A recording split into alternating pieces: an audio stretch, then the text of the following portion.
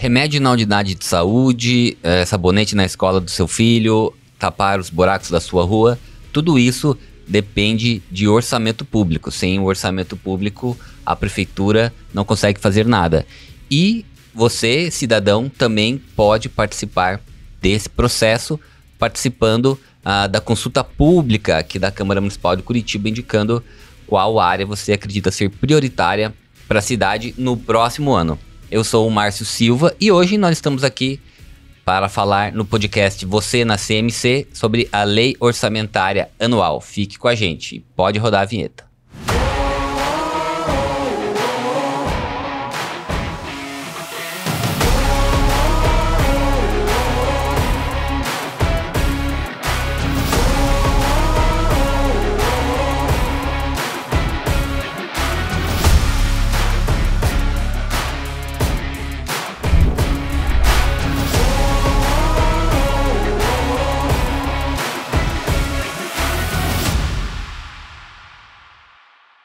Olha, mais conhecido como LOA, é um apelido que a gente dá, a Lei Orçamentária Anual, ela tem todos os valores que a prefeitura ou o município espera contar para o próximo ano e também fixa as despesas, onde é que esse dinheiro vai ser aplicado, onde é que esse dinheiro vai ser gasto.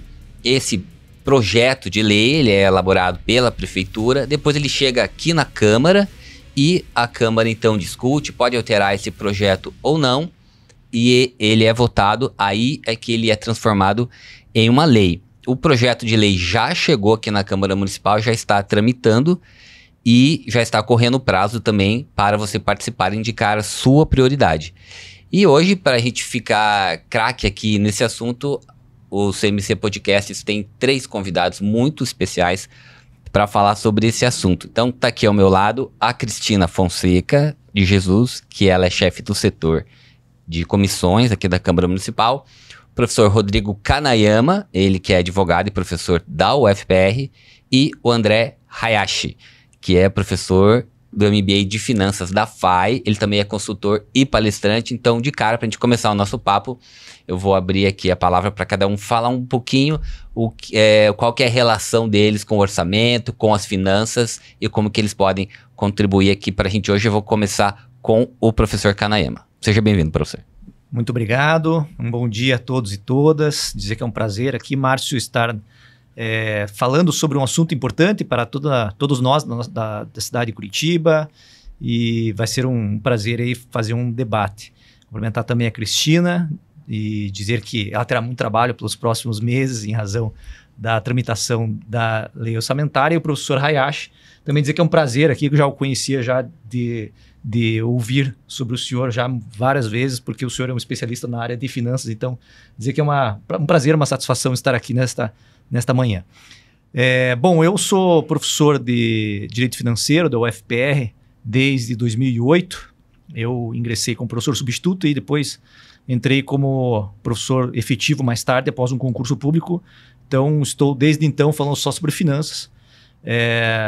Além de, claro, ter atuação profissional como advogado, né? Eu gosto muito da vida acadêmica, então metade do meu tempo é dedicado à vida acadêmica. E o meu hoje foco é o estudo do funcionamento do orçamento, da parte contábil, mas hoje a minha principal pesquisa é sobre as relações entre os poderes. Então eu me dedico muito ao estudo da política, especialmente da ciência política, para analisar essa inter-relação que ocorre. Eles interagem para definir as despesas do orçamento, as receitas. Então, hoje a nossa pesquisa da universidade está muito relacionada a essa integração entre os 3 poderes e outros órgãos do Estado. Então, eu me divirto com isso agora, Márcio, falar sobre política e orçamento. Muito bom, muito bom. Vamos poder aprofundar bastante aqui. Professor Hayashi, com a palavra. Queria agradecer aí vocês pelo convite, sinto muito honrado em poder participar e trazer o meu foco, né, a minha ideia sobre os investimentos e, como você falou, como os orçamentos são tão importantes, né, tanto para o governo federal, o governo estadual, o governo municipal, para que sobre dinheiro. E no meu caso particular, eu trabalho mais com gente, né? Com pessoas que precisam de ajuda para como fazer sobrar o dinheiro no final do mês. E aí, depois disso, a gente ensina a como pegar esse dinheiro e investir de forma antifrágil. Então, hoje em dia, eu sou focado em consultorias antifrágeis, onde o investidor consegue passar ileso por crise e sair mais forte, né? Esse é o conceito da antifragilidade. E eu já trabalhei no mercado durante 25 anos e passei por todos os degrauzinhos do mercado financeiro até me tornar gestor de fundos. E quando eu cheguei lá, fiquei uns 5 anos como gestor, já estava no final da carreira, os meus filhos pediram para que eu largasse o mercado para ser professor deles, porque eu estava trabalhando de domingo a domingo, então tive que escutar do meu filho que eu não era pai de verdade, porque eu só trabalhava e, enfim, cadê você, né? E eu acabei optando, então, em largar o mercado para poder dar aula para eles, que era o sonho deles. Então, hoje em dia, eu me dedico à educação, às palestras e essas consultorias que eu comentei para vocês. Perfeito, obrigado pela presença. Cris, conta um pouquinho, então, a tua história com o orçamento público. Um pedaço, pelo menos. Prazer também estar nessa mesa. Como eu falei antes de começar, o professor Kanayama foi meu professor na pós-graduação, então... E eu escolhi ir para Positivo naquele momento justamente porque tinha uma disciplina, né, em relação ao orçamento mais específica, que é uma coisa que a gente não vê muito, né, nas universidades, para aprofundar esse tema. E a minha história, na verdade, eu sou servidora da Câmara há 15 anos. E em 2014, a gente começou esse projeto ali na Comissão de Economia para melhorar a parte técnica, né, de assessoria aos vereadores nessa situação em relação ao orçamento, de estudar mesmo, né, formar na Câmara uma equipe técnica que pudesse dar esse suporte para os vereadores.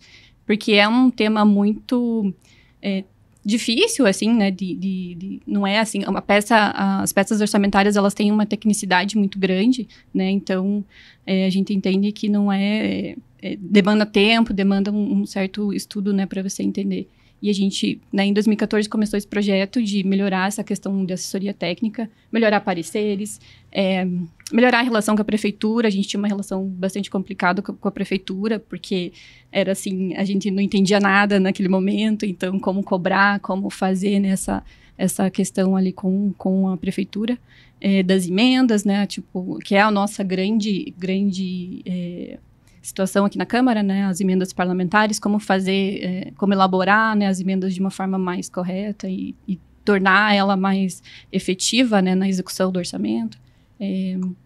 Então, desde 2014, estamos lá na Comissão de Economia estudando esse tema, né, trabalhando nos pareceres, fazendo com que eles também se tornem peças de apoio, né, para os vereadores. A gente até fala assim, a gente poderia simplesmente falar o básico ali naqueles pareceres, mas a gente a cada dia vem, né, transformando, né, esses pareceres a espelho do que acontece, né, na Câmara Federal. Assim, a gente pega assim, o melhor modelo que a gente tem hoje, que é a Câmara Federal, e vem, né, transformando esses pareceres ali da Comissão de Economia em peças de apoio, né, em ferramentas, acho que, né, de estudo ali em relação à peça orçamentária mesmo. Então...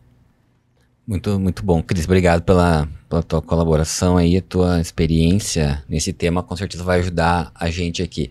Agora, professor Kanayama, a ideia um pouco desse podcast aqui é a gente facilitar para as pessoas. Vocês, todos aqui são especialistas, convivem com finanças, mas a maioria das pessoas não faz parte, e até a gente pode conversar um pouco com o professor Hayashi depois sobre essa dificuldade que a gente já tem medida e estudada da população brasileira em relação às finanças como um todo.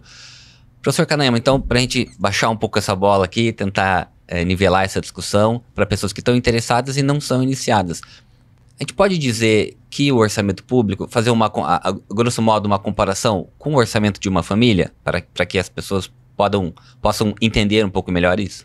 Sim, exatamente. Inclusive, eu faço isso na sala de aula, tá? Eu sou também um fã de várias metodologias para controle das finanças pessoais, né? Eu uso um aplicativo já há alguns anos que controla as minhas finanças com base no que ingressa no meu cofre, né? Então, eu faço já esse jogo. O professor Hayashi vai poder explicar um pouco melhor sobre essas questões relacionadas às finanças pessoais, né? Mas eu sempre adoto tudo que eu aprendo na sala de aula, ou ensino na sala de aula também, levo para para a minha vida pessoal, né? Então, fazendo uma comparação, e eu procuro dizer isso para os meus alunos, eu comparo primeiro com um condomínio, né? Então, todos aqui conhecem como funcionam condomínios e reuniões de condomínios. Quando nós estamos num condomínio, nós temos que definir coletivamente como que os recursos vão ser aplicados, todos vão ter que contribuir para as obras e gastos que são realizados no condomínio. Então, o Estado nada mais é do que um grande condomínio. Então, nós temos aqui uma necessidade de contribuir, todos pagam seus impostos, taxas, contribuições, todo tipo de tributo. É o condomínio, a taxa do condomínio. A taxa do condomínio. Esse dinheiro vai para um cofre e depois o síndico, que é o prefeito, ou o governador, ou o presidente, que vai decidir como vai aplicar esse dinheiro.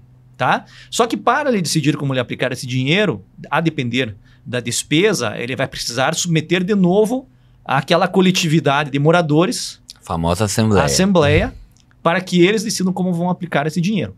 É a mesma coisa no Estado. Então, eu faço esse comparativo com o condomínio para as pessoas entenderem que tudo que nós temos no público é financiado por todos. Então, nós pagamos os nossos impostos, vamos tudo por um cofre só, e depois há uma pessoa, junto com uma coletividade que é o legislativo, né, a Câmara, que vão decidir como esse dinheiro vai ser aplicado. Então, esta digamos, um ponto de uma das aulas que eu dou para os meus alunos lá no comecinho. Mas eu também comparo com as finanças pessoais, porque o que o professor André Hayashi ensina para os alunos e para quem eu contrato também como consultor é como sair melhor de uma crise pessoal, uma crise financeira pessoal. Então, nós temos que pensar o que daí? O equilíbrio financeiro. Ou seja, eu só posso gastar aquilo que eu recebo. Isso também o Estado analisa, né? Então, nós temos uma quantidade de dinheiro que entra e o Estado não pode gastar mais do que recebe. Tá? Que pode ser, inclusive, empréstimos. O dinheiro pode vir em formato de empréstimo, mas tem que haver um equilíbrio orçamentário, que é o que o professor André vai depois também tratar das finanças pessoais. Então, dá para fazer essa comparação para que as pessoas entendam como funciona. Quando nós pensarmos em orçamento público, pensem num condomínio. Quando vocês vivem num condomínio e pensam, esse é meu dinheiro, eu estou vendo esse meu dinheiro sair do meu bolso e ir para, por exemplo, a reforma de um salão de festas, eu tenho que imaginar que o Estado faz a mesma coisa. Ele cobra o tributo de um lado, que é compulsório, todos têm que pagar, né? Cobra o tributo e depois utiliza esse dinheiro para obras públicas. Agora, professor Hayashi, o orçamento, ele é uma peça de planejamento também, né? Isso serve tanto para o poder público quanto para finanças pessoais ou até mesmo uma empresa. Você pode explicar um pouquinho para a gente isso? Nossa, essa é a parte mais chata, né? Porque dá preguiça para a pessoa fazer, né? Porque, eu vou ter que fazer o planejamento, mas tem que fazer, infelizmente, né? O professor sabe, né, quanto... porque isso mexe com o nosso ego, né? A gente sempre tem aquela sensação que, não, vai sobrar um pouquinho, né? Eu vou dar sempre um jeitinho no final, mas é difícil, né? Você conseguir fechar. Cada disciplina também, né? Exato. Então, é a parte chata, entre aspas, eu digo assim, porque realmente você tem que ter a disposição de ou escrever num papel, como se fosse um planejamento, né, da Câmara aqui. A gente vai gastar com isso, então eu preciso ganhar tanto para conseguir pagar essas coisas. Mas e se não der? Então, ou eu tenho que, né, trabalhar um pouco mais, né, conseguir mais receitas, né, ou diminuir ali, poxa, não vou no cinema essa vez, não vou gastar com tênis, se eu já tenho um tênis, coisas do tipo, né. Então, e é nessa parte que a gente tem que dar um empurrão, né, carinhoso, né, porque as pessoas realmente não gostam de fazer isso, né. Então, mas é super importante, é importantíssimo ter esse planejamento, nem que seja no papel. Hoje em dia existem aplicativos, né, que fazem isso, existem planilhas que fazem. Como é bom sobrar o termo que vocês usam, que é o superávit, né, que para nós é uma sobra, né, para você poder guardar. Era isso que eu ia perguntar, interrompendo, mas você tinha comentado antes ali sobre um bom orçamento, o orçamento que sobra. Exatamente. Que você tem já a ideia prévia de que vai sobrar. Então não adianta você chegar no final, sobrou. Ufa! Que sorte! Né? É o contrário, você tem que planejar antes para perceber que, nossa, realmente o que eu planejei funcionou. Isso é maravilhoso. E pensar, né, o que fazer com a sobra também já no planejamento, é possível, sim, né? Sim. E às vezes existem contingências. Contingências, puta, deu algo errado. Meu Deus do céu. Estourou um cano, estourou um pneu do carro. Tem que levar na manutenção. E quando isso acontece, você também prevê, né? Poxa, eu tenho que ter um colchão de liquidez ali, né? Tem que ter uma reserva de emergência para que eu não entre em dívida, né? Então, são várias questões, né, importantes, né, que você faz no planejamento. Perfeito. Agora, Cris, a gente está falando, então, o professor Kanayama deu um alicerce ali, já fomos um pouco para planejamento, finanças pessoais, mas voltando ao orçamento público propriamente dito, né? Dentro de uma família, a família pode sentar ou usar um aplicativo, como o professor Kanayama falou, mas como que o município faz para planejar um orçamento de um ano para o outro? Então, né, a gente tem, até por determinação legal, as peças orçamentárias. A LOA, a gente diz que ela começa a ser elaborada assim que se encerra a LDO, porque a lei de diretrizes, né, ela vai permear ali todas as questões do orçamento para o próximo ano, e a nossa LDO, de Curitiba, né, tem um modelo que já traz as metas e as prioridades. Então, a gente já sabe, né, no meio do ano, quais são as ações que serão priorizadas no próximo orçamento. E qual é o papel da LOA, na verdade? É detalhar, né, essas ações. Por exemplo, a gente tem uma ação de reforma, né, de uma escola, né, prevista já na LDO. A LOA vai dizer em quais escolas, né, em qual regional, por exemplo. Então, a gente fala assim, a LOA, na verdade, começa a ser elaborada assim que a LDO é aprovada e, né, você já tem ali a diretriz para o orçamento do próximo ano. E é uma questão conjunta, né, a gente verifica, assim, a prefeitura tem, né, o famoso programa lá de consulta deles, que é o Fala Curitiba. Então, eles vêm, né, durante o ano já, né, abrindo essa consulta, acredito que nem feche, assim, tipo, pausadamente. É meio que constante, meio que constante, assim, né? Então, eles vão pegando também ali, né, essa diretriz justamente para pontualmente daí fazer na LOA, né, a indicação do recurso, né? Eles pegam, realmente é um modelo bem que veio evoluindo, né, durante esses anos. Aí a prefeitura, né, conseguiu implantar um modelo bem interessante de consulta pública e a gente vê que a LOA realmente ela traz, assim, bastante dessa participação popular ali. Professor Kanayama, a gente, a Cris falou que já introduziu a LDO, que é uma outra peça orçamentária. A gente sabe que tem um trio ali, né? Então, a gente tem o plano plurianual, a lei de diretrizes orçamentárias e a lei orçamentária anual. Se puder, com toda essa sua didática, rapidamente explicar qual que é o papel de uma delas dentro do planejamento do município. Então vamos lá, em apertada síntese, como nós brincamos do direito. O PPA é um plano de médio prazo, médio-longo prazo, diria, né? Ele tem uma vigência de 4 anos. Então é um plano de governo. Em síntese, é um plano de governo. No começo do ano que vem, nós vamos começar a debater o PPA, o plano plurianual do próximo governo. Então, isso vai acontecer durante o ano que vem. Então, PPA é um plano de 4 anos. A LDO é um plano intermediário entre o PPA e a lei orçamentária. Então, a LDO, como disse a Cristina, é um plano preparatório da lei orçamentária. Ele vem antes da lei orçamentária para definir, por exemplo, diretrizes e prioridades. Então, as pessoas podem participar desse processo, vem até propaganda nos ônibus, aparece lá, tem audiência pública, as pessoas vão dizer, olha, a minha prioridade para a minha regional é uma escola, por exemplo. Essa é uma prioridade, as pessoas participam, votam, etc. Então, a LDO é uma lei do meio, ali, uma lei que fica ensanduichada, né, entre duas outras leis. E mais tarde, depois que é aprovada a LDO, aí vem a LOA, que é aquela lei que realmente define receitas e despesas. E aí é ali que a brincadeira realmente acontece, né? Nós passamos a organizar o orçamento para atender as despesas que são obrigatórias, como, por exemplo, os servidores públicos, o subsídio do transporte coletivo, por exemplo, e também vamos definir as grandes obras do poder público, que pode ser, por exemplo, as obras da linha verde, né? Então, nós temos ali, todas as despesas vão estar nesse plano. Então, se as pessoas querem consultar para saber se vai ter um investimento no seu bairro, elas podem entrar lá na lei orçamentária, que está pública no site da prefeitura ou da Câmara, e vão saber lá quais são os projetos para sua localidade. Inclusive, emendas que o vereador, em quem ela confiou, né, em quem a pessoa confiou, as emendas que foram apresentadas por ele ou por ela, né? Então, é bem interessante essa interação. As pessoas, elas têm condições de ver quais vão ser as alterações, possíveis alterações no seu bairro, na sua rua, lendo o PPA, lendo a LDO e a Lei Orçamentária Anual. Principalmente a Lei Orçamentária Anual, né? Vai lá todo ano, consulta, verifica se o vereador, por exemplo, apresentou uma proposta de emenda que havia sido discutido, por exemplo, numa reunião do bairro, né, de uma associação de bairro, e verifica se o vereador está fazendo o seu trabalho ali na LDO.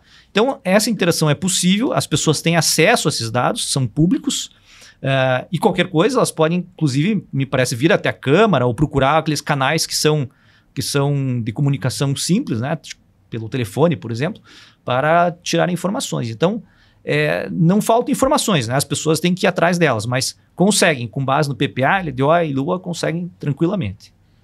Perguntar para a Cris agora. Cris, qual que é o grau de responsabilidade técnica e política da Câmara na avaliação da lei orçamentária? Só lembrando, né? Então, a Prefeitura monta esse projeto de lei, ouve a população também por meio de consultas, e quando chega aqui na Câmara, como é que funciona? Eu diria que essa questão da responsabilidade vem da representatividade, né?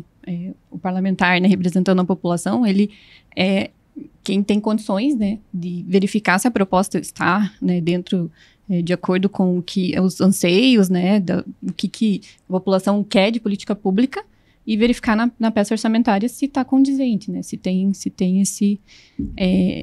essa vinculação, né? Aqueles desejos da população estão Exatamente. contemplados. A gente sabe, na né, proposta, que o orçamento, tecnicamente, é uma proposta bem fechada, não tem muita discricionariedade, né, então, mas naquilo que, né, pode ser decidido em relação a políticas públicas, acho que o vereador tem esse grande papel de pegar o anseio da população e verificar se a proposta faz sentido ou não, assim.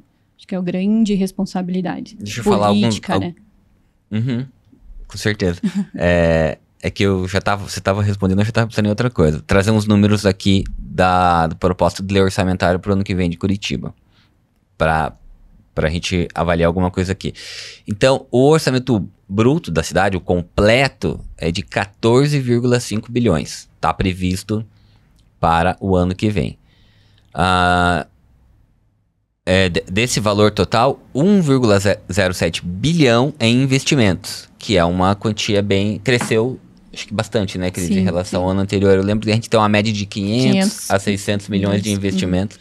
E aqui são empréstimos internacionais, ali para o Ligeirão Leste-Oeste, e algumas dessas obras grandes também. Assim, né?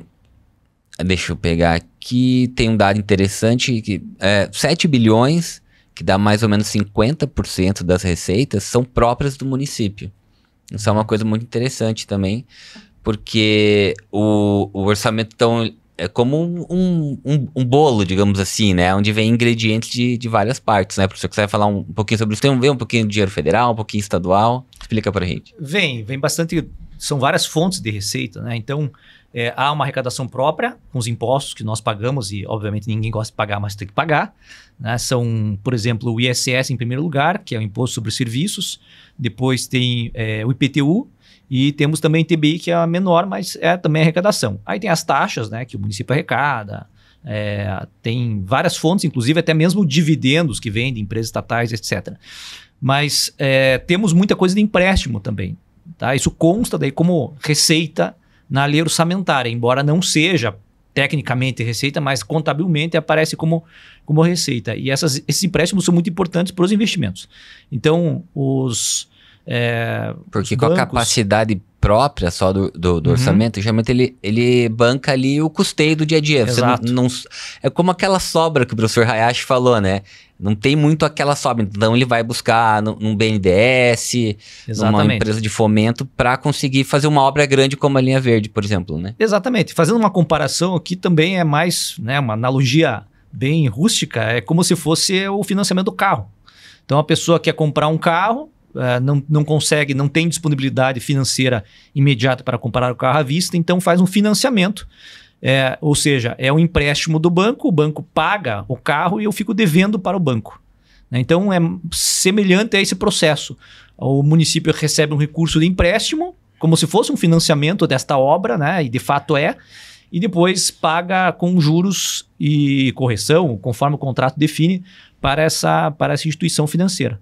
Pode ser do BNDES, pode ser também, às vezes, recurso que não é empréstimo, pode ser transferência da União, às vezes vem, ou do Estado. Em convênio. Vem convênio também, daí não é empréstimo, né? Mas o município também pode fazer empréstimos, não há problema nenhum, faz os empréstimos, que podem ser nacionais ou até mesmo internacionais.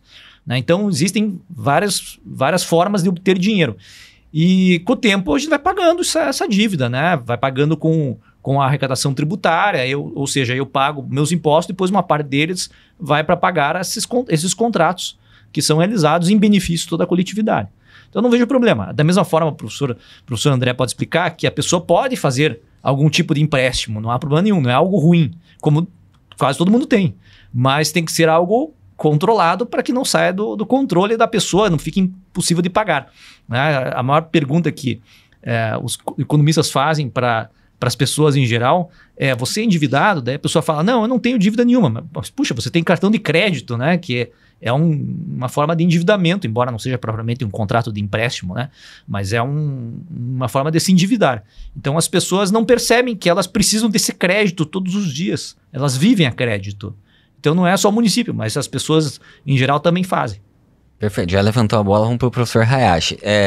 Então, professor, temos dívidas boas e dívidas ruins? Dá para falar assim? Ah, sim, com certeza. Por exemplo, uma dívida boa. Você precisa comprar uma casa para casar.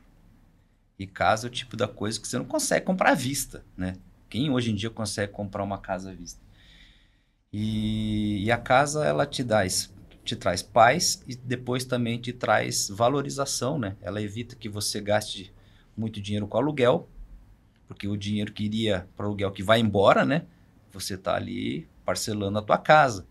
Isso então depois acaba, você vai ter um patrimônio, esse patrimônio vai valorizar e ainda te permite que você tome outros créditos, né? Mais baratos depois, que são chamados créditos imobiliários, onde você, já que você tem uma casa, então eu vou te cobrar um juro menor, né? Então, isso é um exemplo para mim de crédito... Quando dá o imóvel como garantia no empréstimo, exatamente, por exemplo. Aí a taxa de juros, ela baixa bastante para quem já tem uma casa, né? Então, são vários benefícios, né? Então, veja como é um tipo de crédito bom, né? E tem também o crédito, digamos assim, que a pessoa foi tomada mais pelo consumismo mesmo. Eu estou precisando, eu quero me premiar, eu não estou num bom dia. E vai lá e gasta o que não devia no cartão, né? Mas assim, que nem o professor falou, não dá para ficar, culpando demais as pessoas, porque às vezes elas precisam mesmo, né? Elas estão precisando. O mais importante é controlar e saber se perdoar também, né? Então, até mesmo algumas religiões falam muito sobre isso, né? E isso pega muito o âmago mesmo das pessoas. Tem gente que se sente realmente assim julgada, né? E tem vergonha de falar sobre essas coisas, né? E eu falo que as pessoas têm que ter realmente a liberdade de poder falar e pedir ajuda. Porque não dá para ficar se culpando eternamente, porque foram eventos que aconteceram. Ela tem apenas que aprender. É um erro, então o erro a gente vai lá e arruma, né, professor? Arrumamos, daqui em diante vou fazer um planejamento e bora sair do vermelho e pro azul, né? E, enfim. Então, a dívida não pode ser criminosa. A dívida ela é importante para fazer alguns projetos. Então, por exemplo, que vocês estavam citando a linha verde, por exemplo, talvez a prefeitura não tenha dinheiro, mas precisa de ajuda internacional. E que bom que ela veio. A gente pode parcelar, né? E ir pagando devagarzinho por uma coisa que a gente tanto precisa, né? E é um projeto que vai fazer muito bem para todos nós, né? Porque alivia o trânsito, né? Então, esse é um exemplo de crédito bom, na minha opinião. Sim, e a gente tem vários estudos aí, volta e meia a gente vê da falta de conhecimento da maior parte da população sobre finanças e que gera um endividamento, gera uma contratação de dívidas ruins muitas vezes. O professor acha que isso acaba também afastando as pessoas de querer entender o orçamento público. Se elas não fazem nem, às vezes tem muita dificuldade de fazer até mesmo um orçamento pessoal, isso é um impeditivo? Ah, com certeza, porque o aprendizado das outras coisas, ele passa primeiro por nós mesmos, né? Eu tenho essa impressão. Eu acho que o aprendizado ele é orgânico, ele vem pela biologia, então ele vem por aqui. Então quando você sente na tua pele quão importante é ter uma organização, né? Fazer nem que seja no papel, ou eu vou gastar com isso, para que eu possa então saber que eu preciso ganhar tanto para poder pagar essas coisas. Daí você entende a importância de um imposto, por exemplo. Tem gente que tem raiva de pagar imposto. Né? Tem aquela frase, né? Imposto é roubo. É. Libertária. Eu vou falar um exemplo meu. Eu trabalhei no mercado financeiro. O mercado financeiro é meio obcecado por não querer pagar imposto. É uma coisa assim bizarra, né? Mas gosta de ganhar juro no título público. Que eu acho até uma coisa, contraditório. É um contraditório. Mas enfim, voltando ao meu exemplo, quando eu estava no mercado financeiro, eu falava, pô, pai, tem que pagar imposto. Meu pai, pô, você tá ficando um chato, cara. Eu falei, por quê, pai? Porque, porra, você não quer pagar imposto, mas as cidades, né? Mas tem desvio. Ok, mas se não tiver imposto, é aí que não vai ter mesmo o dinheiro. Ele chegou e perguntou, onde é que você estuda? Eu falei, na UTFPR. E quem que paga o UFPR? A UFPR, a UTFPR, enfim, uma faculdade, né? Federal ou pública. Eu falei, o imposto. Então, né? Então, procure ver o lado positivo, apesar de ter coisas ruins acontecendo, mas se não tiver esse suporte, eu vejo, por exemplo, a minha filha hoje faz medicina na Federal. Se eu fosse fazer em outro lugar, que é 15, 18 mil reais por mês, eu teria que pegar todo o patrimônio que eu fui investindo. Graças a Deus eu tenho ali um dinheirinho guardado, mas iria todo, sabe? Então, como é bom você ter a possibilidade, né, de ter essas coisas, né? Então, e eu acho importante quando você sente na pele, né, as suas necessidades e para que você veja quão importante é para o município também fazer o seu controle e que as pessoas estão precisando de ajuda, né? Deixando claro antes que os haters ataquem aqui nos comentários, né? Claro que, como o próprio professor Kanayama falou, ninguém ama pagar imposto, mas a cidadania está incluída aí. E está totalmente dentro desse assunto que a gente está falando. Vou pagar o imposto, quero um serviço público bem executado, mas tem a parte do cidadão de acompanhar e cobrar, né, professor? Sim. Deixa eu só fazer um comentário. O Benjamin Franklin dizia que existem só duas certezas na vida, né? Que é a morte e os impostos. Então, não tem como fugir disso. Nós temos que pagar para poder viver na sociedade como se fosse num condomínio, né? Então, é a mesma ideia. Pense no condomínio. Se o teu vizinho deixa de pagar, você fica feliz? Não. É o mesmo que acontece na coletividade. A diferença é que no caso da coletividade maior, numa sociedade grande como uma cidade de Curitiba, você não vê o teu dinheiro indo para algum lugar. Então, a impressão que você tem é de que não está indo para lugar nenhum. Né? Então, você tem, na verdade, uma impressão que é equivocada. Agora, no condomínio, como existe uma proximidade com o gasto do dinheiro, você percebe que ele está indo para um lugar bacana, no teu ponto de vista, e você não se opõe a pagar. Mas a lógica é a mesma, então não faz diferença. Eu estava até observando aqui, fui fazer uma pesquisa, porque eu me lembrava ter lido um artigo no Estadão, e a matéria é a partir de um estudo de um banco que diz que brasileiros gastam 2% do tempo da vida com gestão financeira, que é pouco. Né? Ou seja, as pessoas não se preocupam com o seu próprio dinheiro, elas vão gastando, né? Não gastam. O cartão de crédito é uma maravilha. As pessoas, quando gastam um cartão, elas não pensam que aquele gasto deveria ser contabilizado naquele mês, não no mês seguinte, porque no mês seguinte você está pagando uma dívida. Então o gasto deveria ser contabilizado ali. É o primeiro passo para você equilibrar suas finanças, né? Você considerar o cartão de crédito como um pagamento à vista naquele momento. Então, as pessoas elas não percebem isso, elas acreditam que o pagamento dos impostos é ruim. Claro, como eu disse, ninguém gosta de pagar. É compulsório, eu sou obrigado a pagar, não tenho escolha. Não é legal pagar, né? Ninguém fica feliz.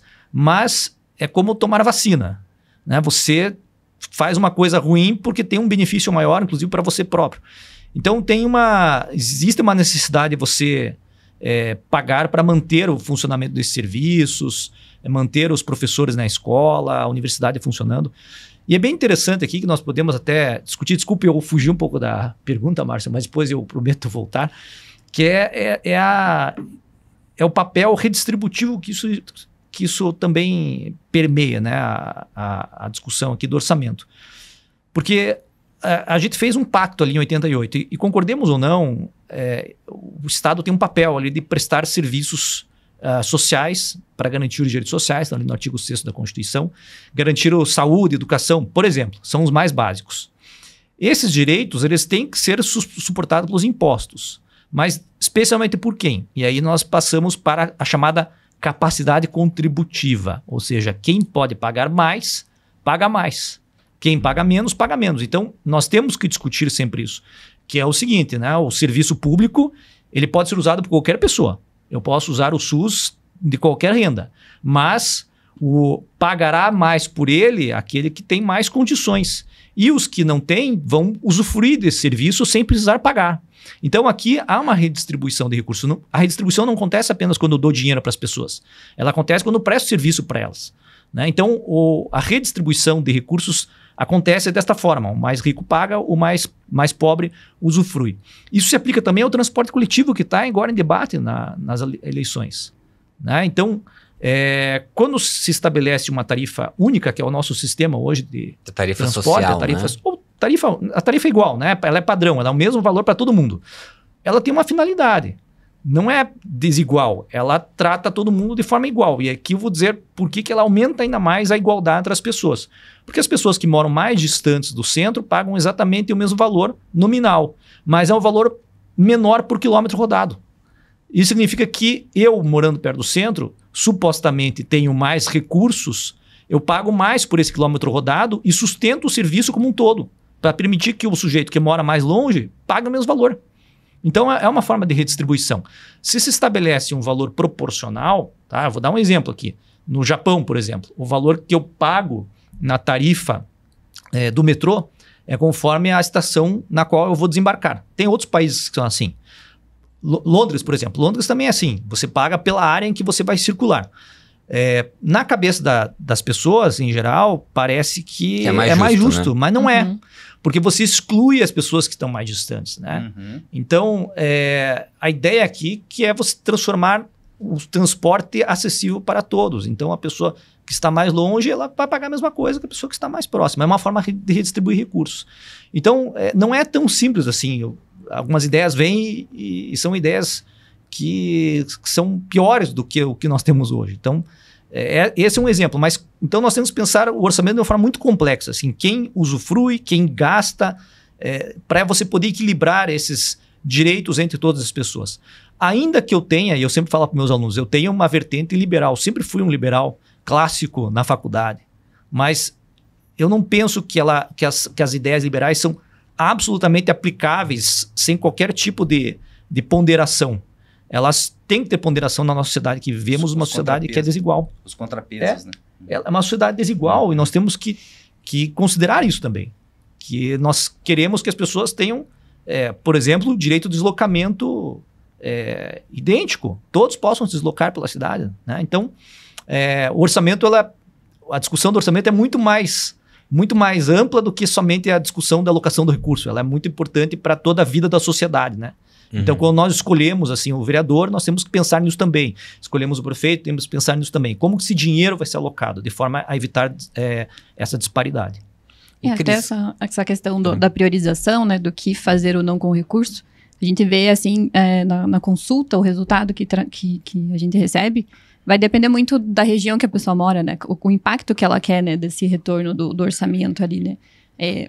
Tem áreas que eles vão demandar mais segurança, né? Tem áreas que vão demandar essencialmente asfalto, né? Então, assim, percepção que a pessoa tem... naquela área ela já tem o asfalto. Exatamente. Né? A gente até brinca, assim, tem vereadores de bairros, né? Aqui na Câmara, bem específicos. Por exemplo, uma região que é mais nobre, né? O Juvevê, né? A gente brinca, não tem ninguém pelo Juvevê, né? Mas, assim, que tipo de política pública a gente tem de retorno desse bairro, né? É diferente do Tatuquara. Então, assim, cada região vai ter, né, a sua necessidade e as pessoas querem esse retorno do serviço público mais diretamente, né, em relação a essa necessidade ali, né? E quando a gente olha para o orçamento, Cris, sei lá, 14,5 bilhões, né? Como o professor Kanayama falou, estamos ainda num momento eleitoral, a gente via nos debates alguns candidatos dizendo, olha, o dinheiro tem, porque o orçamento é de tanto. Claro que tem o dinheiro, mas quando a gente olha o orçamento, esse dinheiro tá casadinho, Contadinho. né?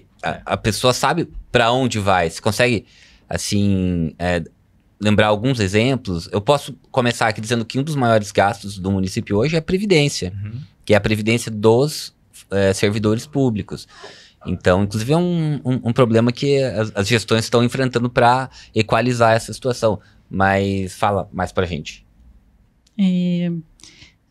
Como você falou, né, e eu comentei antes, não tem muita discricionariedade, né, a forma de distribuição ali, né, a gente tem também muitas fontes específicas, né, que o prefeito, ele não pode tirar daquela fonte específica e colocar em qualquer outra situação. Então, é bem fechadinho e bem o planejamento que é feito é bem pensado, né, em relação a todas essas situações. Mas o que a gente coloca, assim, eu me perdi na que eu tava querendo dizer assim, dos maiores gastos, então a gente vai ter lá a previdência, que é um dinheiro mais ou menos, vamos bem por baixo aqui mesmo, 1 bilhão. 1 bilhão. Então você tem 15. 1 bilhão você já não tem. Sim. Você já sai com ele comprometido. Aí você vai ter educação saúde, né? São os maiores valores, você acredita? Né? Sim, Curitiba, né, tem a questão do limite constitucional, né, de 25%, mas sempre aplica muito mais que isso, né, então você tem saúde e educação, que são áreas que demandam bastante recurso, né, tem uma estrutura bem grande, e ainda assim a gente tem a questão da demanda de vagas na creche, né, coisas que ainda não conseguiram, né, serem arrumadas, assim. Então, e obras, né, também é uma secretaria que também demanda bastante recurso. Tá certo. Posso só fazer Claro, pode complementar, professor. E mais uma questão interessante com relação à Previdência, né? Porque a demografia brasileira vem se alterando. Então, nós temos cada vez mais idosos em comparação com o número de mais jovens, né? Então, hoje, as pessoas têm menos filhos e daí os jovens vão fazendo parte de uma fração menor da população em comparação com os idosos que vão crescendo, né? Daquela antiga pirâmide, né? Nós, na década de 80, quando estava no colégio lá, eu estudei a pirâmide demográfica e era uma pirâmide, efetivamente. Hoje já não é mais e no futuro vai ser menos.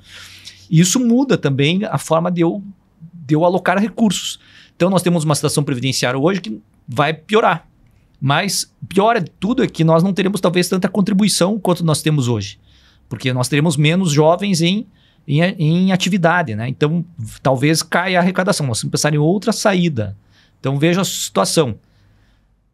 Escola, né? Então, hoje nós temos um valor X gastando em escola, ensino básico, que no futuro talvez não seja tão necessário. Então, nós vamos ter que deslocar para outro lugar, porque vamos ter menos crianças estudando. Talvez escolas fechando, né? Pense, hoje você fala numa escola fechando, é super impopular, né? O prefeito vai falar, olha, vamos fechar a escola do bairro tal. Ele vai levar pedrada dos moradores. Mas no futuro talvez seja uma realidade, porque nós teremos menos crianças, né? Então, vários países do mundo hoje passam por uma situação complicada do ponto de vista demográfico. A própria guerra da Rússia e Ucrânia está revelando muito essa situação. E é um problema hoje que o Putin enfrenta, né? Quanto mais jovens em idade para trabalhar, especialmente homens nesse caso, né, são mortos na guerra, a população vai decrescendo. Isso também gera outros efeitos econômicos. Então, hoje a preocupação já não é mais território. É como que ele vai ali controlar o equilíbrio financeiro entre os que trabalham e os que se aposentam. Então, nós temos situações muito semelhantes em vários lugares do mundo. Cada vez menos as pessoas... que podem ser geradas. Exato, também, né? Não, e pessoas, cada vez menos crianças nascendo no mundo, né? Então é interessante. Existem vários seriados até distópicos que falam sobre isso, filmes sobre isso. Mas é uma situação nova. Nós não pensávamos isso há 10 anos atrás. Olha, deu pra gente falar e aprender muito sobre orçamento hoje, e tudo que a gente falou aqui tem a ver com orçamento e também com orçamento público. Eu quero dizer para vocês que a consulta pública da Câmara está aberta. O nosso prazo, né, Cris, era até o dia 25, mas especialmente em função do calendário eleitoral que acabou tomando naturalmente a atenção das pessoas, da mídia toda. A Câmara está estendendo até 5 de novembro. Isso. Você pode entrar no site da Câmara, tem um link lá na capa, tem um formulário onde você se identifica rapidamente ali e indica a sua área que você considera prioritário, vai dizer o bairro ali que a pessoa mora, e você pode indicar uma prioridade específica para algum local ou não necessariamente, conforme for a sua vontade, a sua demanda. Então a gente tá chegando ao fim aqui do nosso bate-papo. Eu não sei vocês, mas eu gostei porque eu gosto de falar de orçamento também. E eu quero abrir a palavra então para que vocês possam se despedir e chamarem as pessoas também a participarem da consulta pública, a estudarem mais orçamento. E se quiserem deixar uma forma de contato, eu sei que o professor Hayashi quer deixar o Instagram dele ali. Vamos começar com você, professor. Quero agradecer então muito o espaço e convidar então as pessoas que querem saber um pouco mais sobre orçamento, sobre investimentos, como cuidar da vida financeira, de forma isenta, tá? Porque eu não trabalho com banco, não trabalho com corretor, eu sou apenas um professor e meu intuito é ajudar as pessoas a explicar algo complexo de forma simples, porque as pessoas têm esse desejo e elas precisam. O meu Instagram é André Daniel Hayashi, tá? André Daniel Hayashi. Então, se tiver alguma dúvida, entre em contato comigo lá, que será um prazer ajudá-lo. Obrigado, professor. Cris. Então, só reforçando, né, a gente ampliou o prazo da consulta pública da LOA desse ano até o dia 5 de novembro. A participação é feita de forma eletrônica, né, pelo site. E a gente, né, tá tentando incentivar, né, a população a participar mais, né. A gente sabe que parece às vezes que não tem muito retorno, né, o que é feito, né, desses dados, enfim. Mas a gente analisa, né, todas as situações que chegam, pra gente é uma questão de evolução, né, cada vez mais que a população participe e traga, né, as suas sugestões. E essa opinião da população, ela é tabulada e também levada ao conhecimento de todos os vereadores que podem, a gente falamos tanto e faltou esse detalhe, né, mas a gente explicar que os vereadores também têm essa possibilidade de apresentar emendas ao orçamento e indicar ali obras específicas, né, conforme a representatividade, né? E também a consulta pública. Existe esse resultado, né, que é trazer essas informações, né, para os vereadores, enfim, até para a Comissão de Economia, que é quem analisa, né, de fato, a peça orçamentária. Então, dizer para a população que sim, né, existe um resultado disso e a gente está cada vez mais trabalhando, né, para que seja mais efetivo mesmo, né, que a gente gere um resultado. Obrigado, Cris. Professor Kanayama. Bom, eu vou deixar só o meu... Eu tenho um Instagram, né, mas eu uso mais para fins pessoais, assim, tá aberto, é Rodrigo Kanayama. Pouca coisa ali, profissional e acadêmica, eu posto. Mas eu trabalho muito com o LinkedIn. Lá eu coloco bastante coisa da academia, compartilho artigos, não meus só, mas de vários colegas também. Então, tem bastante coisa lá no LinkedIn, que é uma plataforma, digamos, um pouco mais profissional, né, do que pessoal. Mas também a gente sempre tem eventos lá na universidade, nós temos às vezes disciplinas que são chamadas isoladas, que aceitam o público externo, tá? Então é bem interessante para quem também queira... Na UFPR. Da UFPR, que legal. Na UFPR nós temos... Eu, por exemplo, neste semestre, eu abri uma disciplina que trabalha com cartórios, direito notarial registral, e essa disciplina era aberta, se alguém quisesse matricular, e de fato 2 alunos externos se matricularam na minha disciplina por mais curiosidade ali, inclusive ganhou uma certificação depois da participação, mas não eram alunos da universidade, então é aberto, depende do professor, né? Todo ano tem lá na universidade, vai em cada setor e procura aqueles cursos que mais lhe interessam e vejam quais tem vagas para público externo. Então, eu, como professor lá na universidade, sempre abro para público externo, mas lá no direito, creio que a maioria dos professores abre para público externo. Então, sobram 2 ou 3 vagas, daí nós sempre convocamos as pessoas que têm interesse, elas se matriculam. Então, é só procurar lá o site do Direito UFPR, todo começo de ano e começo de semestre, na verdade, ou ligar lá no departamento ou na secretaria e consegue informações sobre essas matrículas. Lá por julho, mais ou menos, ou fevereiro, sempre é o prazo ideal. Olha que bacana, quem está assistindo aí pegando essas dicas de ouro. Então, quero agradecer a presença de vocês aqui, enriqueceram bastante a nossa conversa. O link da consulta pública vai estar nos comentários aqui desse vídeo, mas qualquer coisa tá lá, curitibapr.leg.br, ou digita Câmara Municipal de Curitiba no Google, com certeza vai aparecer a nossa página nos primeiros resultados. Então, eu quero me despedir também de vocês, pedir para vocês compartilharem esse vídeo com pessoas que vocês sabem que podem ter interesse nesse assunto. Eu acho que é de interesse de todo mundo. Então, curte também, assina o nosso canal, vem muita coisa boa. Vem muita coisa boa ainda pela frente aqui no CMC Podcasts, tudo sobre a vida de Curitiba, o trabalho dos vereadores e vereadoras, e você fica conosco aqui, obrigado